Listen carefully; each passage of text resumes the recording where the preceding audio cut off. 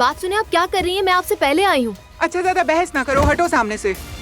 गाड़ी नजर नहीं आ रही जो टक्कर मार दी? तुमने मेरी गाड़ी को मारा है।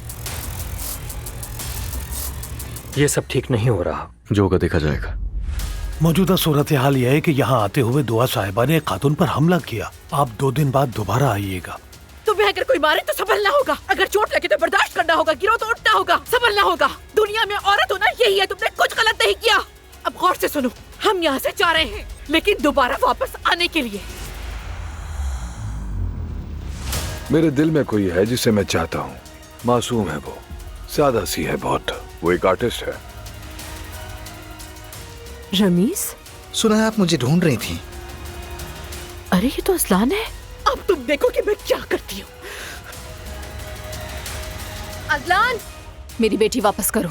जाओ और जाके इलाज करवाओ अपना। बकवास नहीं करो, दूर रहो। तुम्हें पता है ना, अदालत के हुक्म के मुताबिक तुम्हें इस घर से 100 मीटर से भी ज्यादा दूर रहना है। मेरी बेटी इसी घर में रहेगी, और अगर तुम अच्छी माँ हो तो उसे वही होना चाहिए जहाँ उसकी बेटी है। चलो बेटा, इंसाफ नहीं मिलेगा यहाँ।